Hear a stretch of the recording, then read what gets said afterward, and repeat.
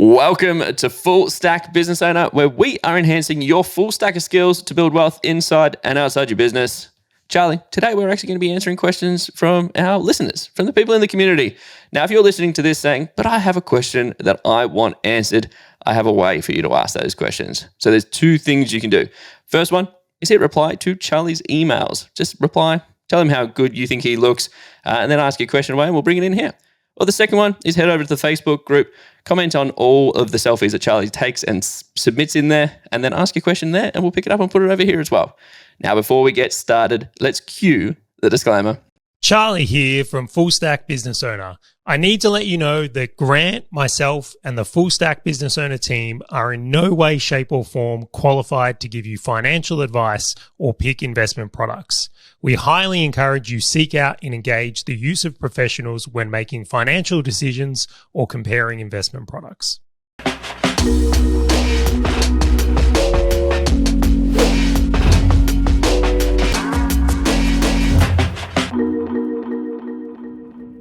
All right, Charlie, this is one of those topics that has popped up in that Facebook group so many times. So many members are like, hey, what do you guys do for finance management? How do you approach it? I'm curious, if you were to try and summarize this or tell a story, how would you kind of step us into this episode? It's really interesting. I suspect we're going to get quite fired up on this episode because there is a certain system that is promoted that many people appear to love on the surface, although when you dig under it a little bit more, I think there's some pretty big flaws in it and things that I don't recommend and I don't want people to do. But I want to frame this up in a bit of a different way. I think the overall challenge is that many business owners don't know what good financial management actually looks like. Yep. So if you, and there was that, I don't know if this is a fable or a true story, but there's this whole thing that comes out there of this teacher that was trying to get her students to write like A+ essays.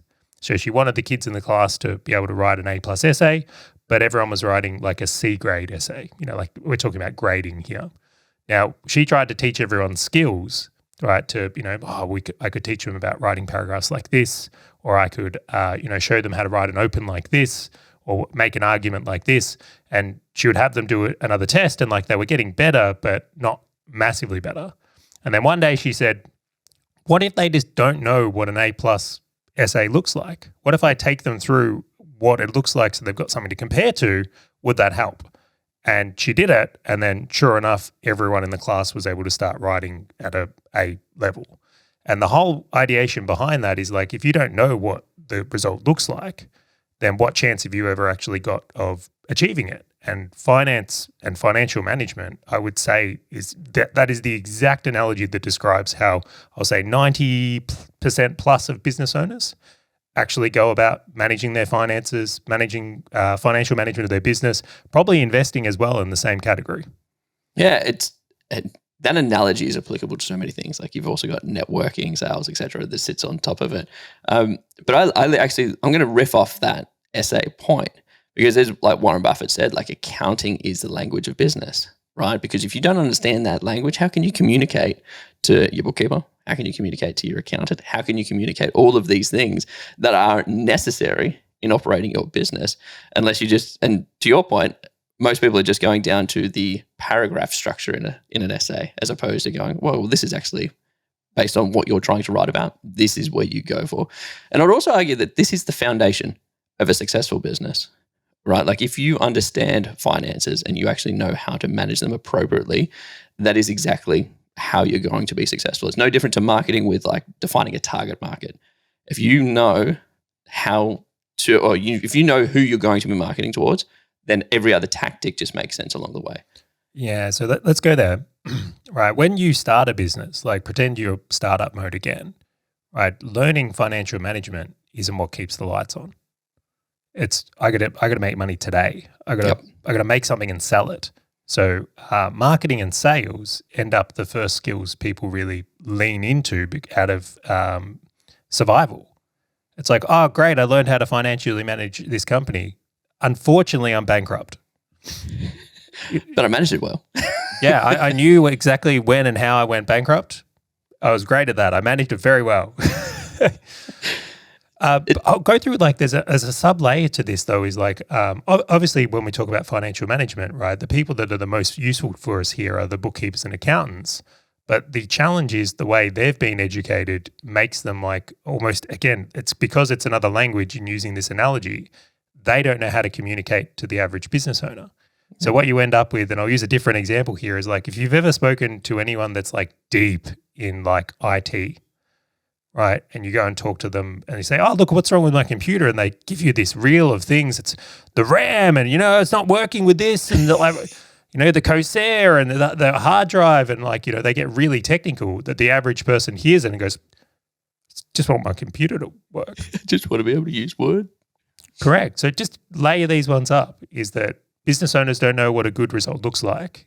The people that have the answers speak too complexly and at a level of technicality that makes it undigestible, right? That you end up with a lot of business owners that financial management and the survival aspect of just like this isn't the thing that actually brings in money. Put all that together and that's how we ended up here. So is it the point where you can, like there's a quote that says like the ultimate complexity is simplicity, right?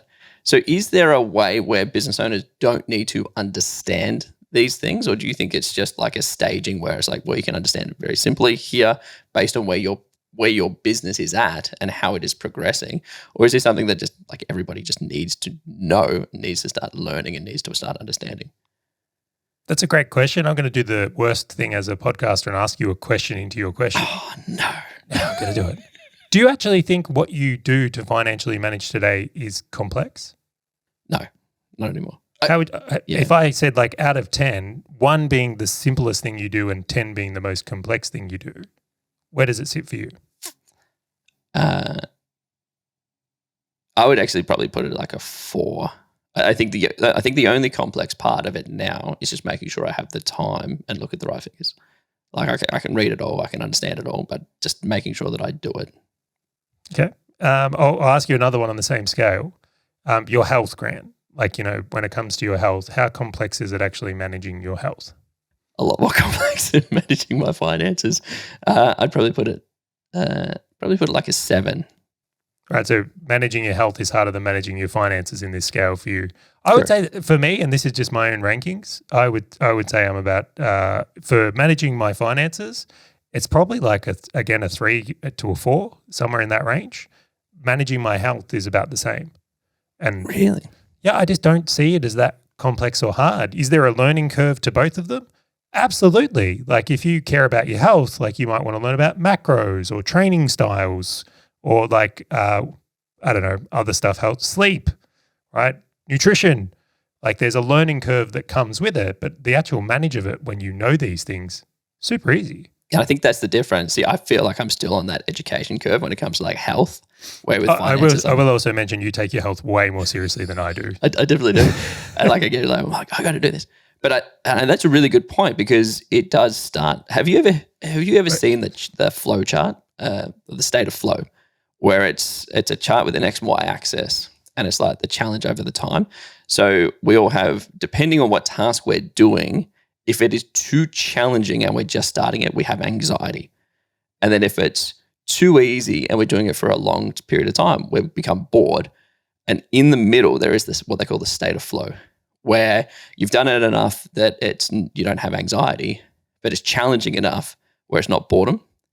And I think that's kind of where, when you're saying like a 3 or a 4 out of 10, that is where sort of finance management and health management sits, because it's like, cool, I'm just going to keep refining, keep iterating, but I'm just in this nice state of flow of going, cool, I can look at these things and I can understand exactly what I'm looking for and how I'm going to approach it. I'm not worried about it, but I'm not bored doing it. I would say there's some truth in that from my point of view as well. I would also say like experience counts. Like I've been doing this a long time now. Like I don't know exactly, I'll have to look into it, but I say I'm into my 10 years. I'd have to be up to my 10 years by now. So, and again, very fortunately, as I took financial management and financial education very seriously early on in the journey, so that I have now got many, many reps in. But if you've never got those reps in, you might be a complete beginner in this area. Correct. Just like I would be a complete beginner if I had to start repairing laptops. So going back to that point around these sort of systems that try to, and I know before this episode we were kind of talking about like the silver bullets, where people just try to take like this one simplistic approach. What are the flaws that you see in these systems that you, like if you've tried it yourself or if you've seen other people do it, that you're just like, hey, these are some pitfalls to look out for, or these is where it might apply, but just nope, these other scenarios?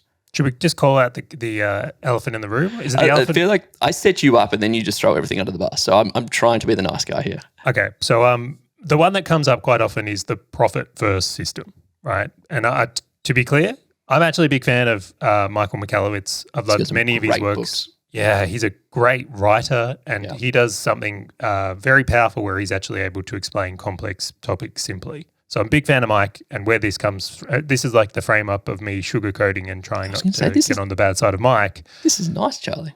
I think profit first is not a good system for business owners to run their business. I think that it is, and I go out on a limb here, I actually think it's dangerous. And I'll express why.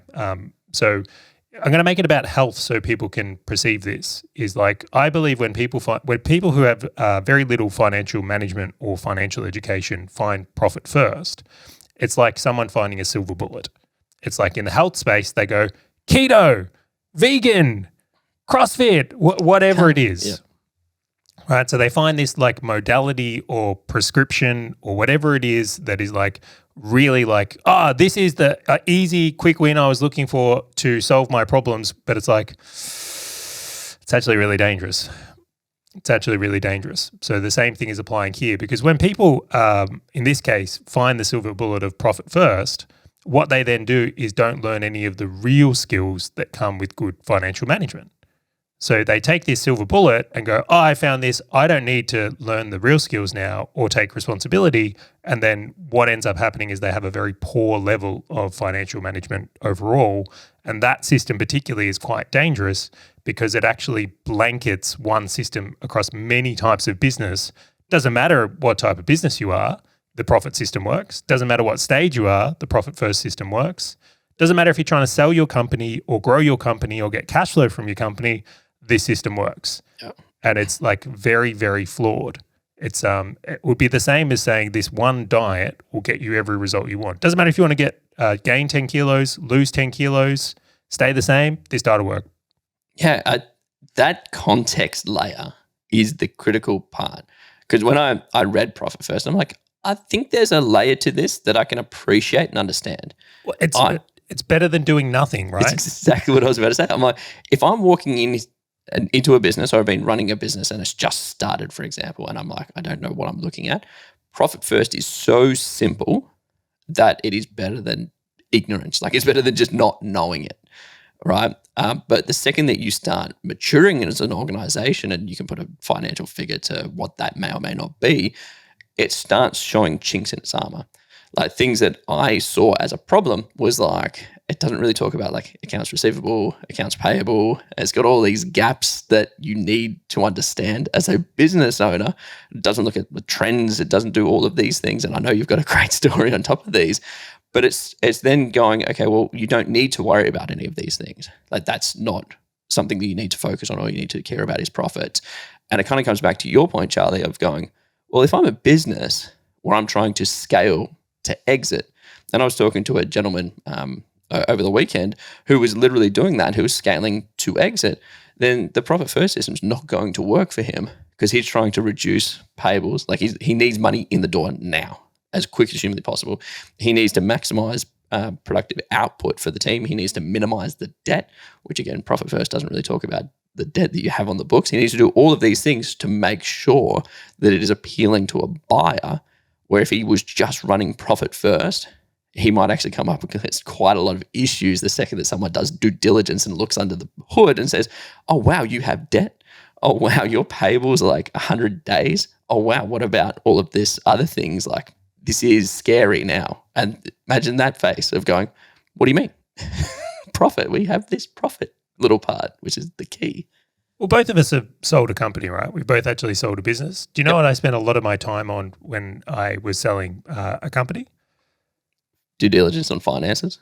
No, it was actually like key man risk. Oh, yeah. Is it scalable without you? yeah, what works without me? So let's say, would I be happy to be less profitable, but then knowing everything worked without me? Which, funnily enough, Mike has another book on in this example. Clockwork or yeah, he's literally got another book on this here, which is just the irony of it. I enjoyed that one as well. But the point being is that would you be willing to take less profit to make sure that the business was more saleable in that example? Mm-hmm. Absolutely. Mm-hmm. Here's the other thing. If you've got one source of marketing, let's pretend you've got your business relies on SEO, and that does really well. You might actually go, do you know what? I want to run this business differently. So we've got 2 marketing channels. Yep. I'm going to spend money and invest to diversify. So when someone looks at this, it's a more saleable asset. What is the suggestion of taking profit first in that example is like, that's non-applicable. Good financial management looks different depending on circumstance. It really does. It was one thing, and I know you and I have spoken about this a long time ago. It was one thing that I want everyone to ponder. I'm going to ask you a question on this one, Charlie. Can you just walk me through? You can use a number or a percentage if you would like. The number of like companies that are on the ASX that actually use profit first.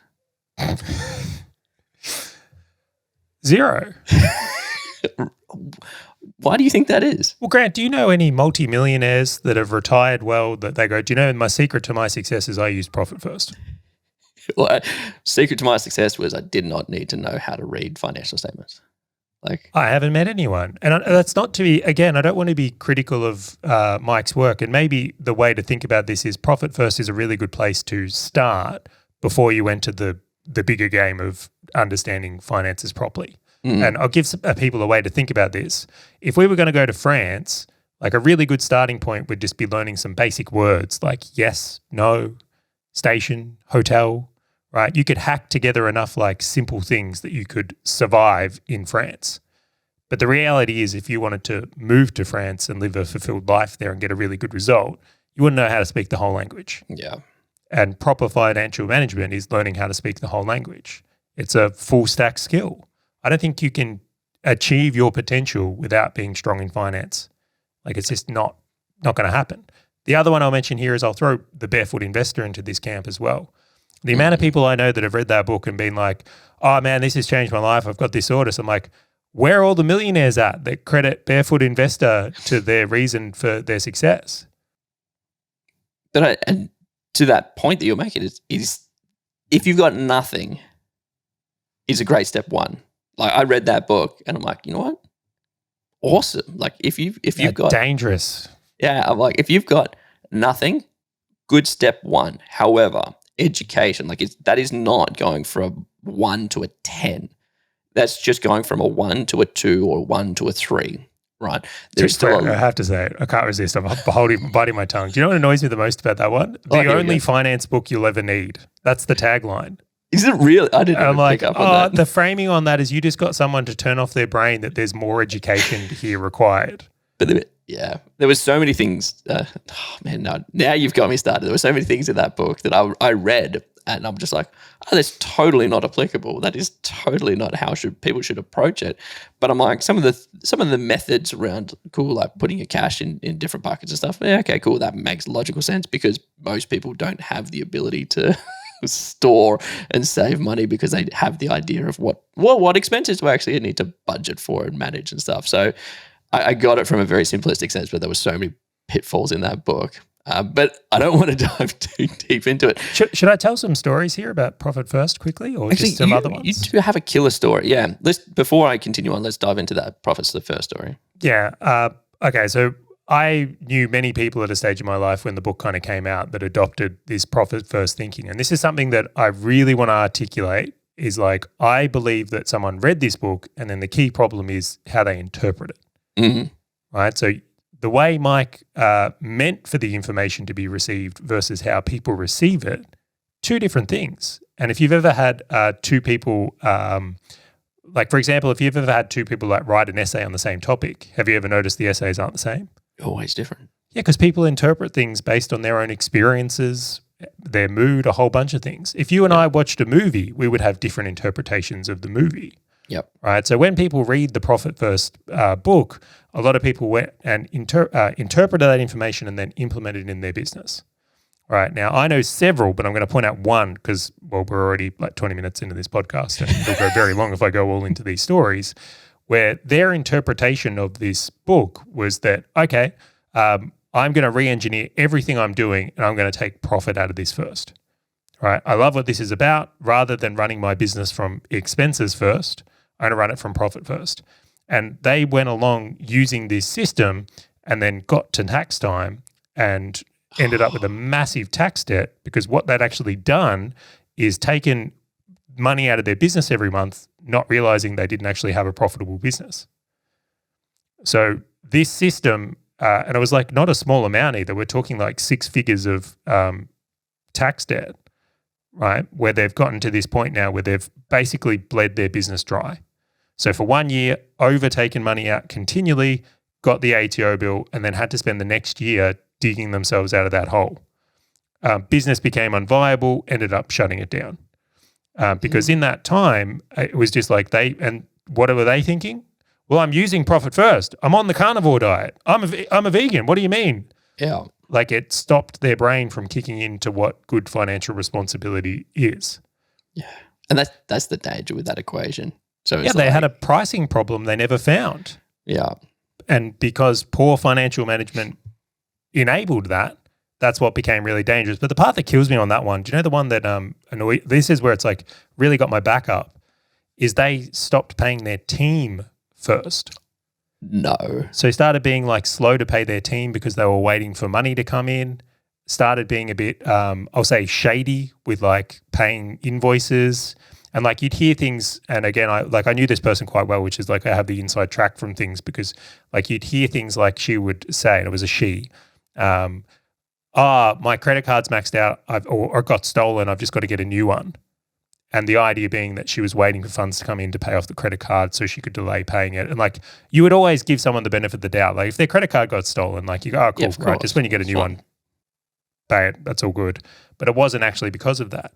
So when I started to see them lying and being mischievous and not paying team, I was like, this profit first system is like you've given your permission to yourself to be I'm just going to say it, a terrible person. It's horrible. Yeah. And that's just like one of the examples where someone's interpreted this information. If they had had a good financial system in place or a way to be responsible, they would have gone, okay, well, maybe I've got a pricing issue here. The reason I don't have any profit is not because I'm not taking profit first. My pricing model and business model is cooked. Yeah, it doesn't. Yeah. It's funny. That was one of the biggest things that I saw out of Profit First. And oh my gosh, we've got to get off this topic before I get all riled up. That's all right. We can shit on the barefoot investor for a bit if you want. I can swap topics. I've got things about that as well. So like the actual equation is like sales minus expenses equals profit, right? Like that's like the usual like revenue minus expense equal profit. And then in Profit First, it swaps the profit and expenses around. So it goes like sales minus profits equals expenses. And I could totally see how people could just misconstrue that so bad. Because like, well, I just want to make more money. Well, I'll just increase the profit amount. And it's like expenses will just adjust. Like, all right, one last joke. Grant, if you run a good business, right, does it matter if you take profit first or last? Should be the same amount of profit. Oh my God, I feel sick to my stomach. All right. No, all right. Charlie and I actually ran well over on this episode. So we're going to have to pull this one up here. But be sure that you're subscribed to get part number 2, where we dive a bit deeper into how you can actually approach your financials for good financial management. We do dig extremely deep in this, Charlie. A little bit of emotion comes out as well. So if you want to jump in and continue the conversation with us, head over to Facebook and join the Facebook group. It is called Full Stack Business Owner Community. We are talking all about good financial management. And be sure to share this episode with someone else that you think should be joining this journey with you, because I know they'll be loving this part number 1, but I also know the value of part number 2. They'll want to be part of it. So I just want to say thank you again for joining us, and we look forward to catching you on the next episode of Full Stack Business Owner.